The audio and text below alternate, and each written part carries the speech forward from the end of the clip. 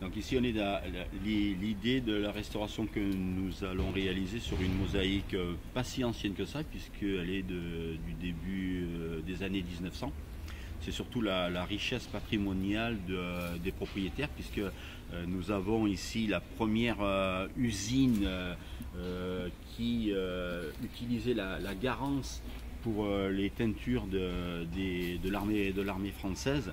Donc nous sommes ici rue des Teinturiers, d'où le nom de la rue. Et de cette bâtisse qui est aussi en face de moi, qui était la maison de maître, eh bien, qui appartient toujours à la même famille depuis 4 à 5 générations maintenant. Il reste le hall, qui est une vieille mosaïque qui a énormément souffert, puisqu'elle est toute gondolée, elle se déchausse, elle a subi les inondations en 1936. Mais ceci pour dire que dans le patrimoine, il n'y a pas que les sites qui sont classés, les sites où l'on doit payer ou qui ont été réalisés par des artistes de renom. Il y a également des patrimoines de cœur, il y a des patrimoines de famille. Et celui-ci de patrimoine, pour moi, il appartient à la ville d'Avignon à 100%, puisque la rue des Teinturiers, et puis juste derrière le mur d'enceinte, l'origine, la maison de Monsieur Pernaut, dont le nom est connu du monde entier, puisque c'est lui qui a créé la première solution anisée que l'on a décliné différents types de pastis. Donc on est ici sur un site avignonnais qui est assez remarquable au niveau de la famille qui nous accueille. Et donc cette mosaïque, il faut lui donner tout son sens, il faut garder l'état qu'elle a, on ne va pas la refaire entièrement.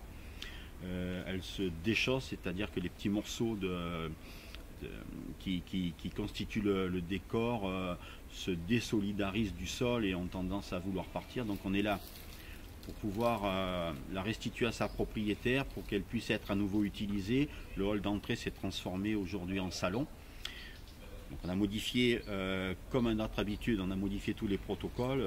Notre premier travail ici, ça va être simplement de faire en sorte que cette mosaïque tienne en place. Donc on est en train de fixer la mosaïque pour l'instant, avec des solutions qui nous appartiennent.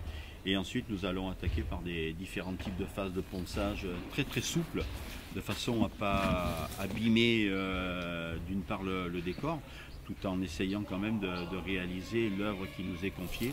Et puis, comme on ne va pas la reconstituer dans tous ses manques, nous finirons par une solution à base de cire naturelle que l'on a fait fabriquer spécifiquement à cet effet, tenant compte de l'état de la mosaïque, du site, du lieu et du taux d'humidité.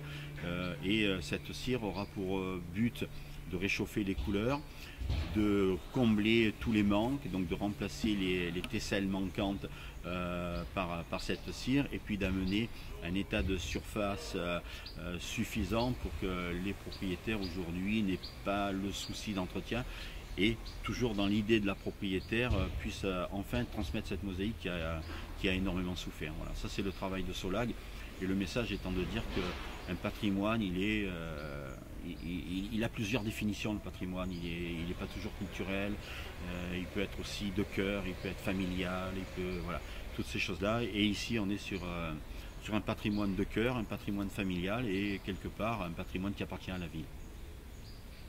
C'est ce que nous allons réaliser, pas tenter. On va le réaliser, on est venu beaucoup de fois ici, pour cette petite pièce, parce que ça en vaut la chandelle, ça mérite qu'on s'y attelle, et sur cette dizaine de mètres carrés, on va y rester 3 à 4 jours à 3 compagnons.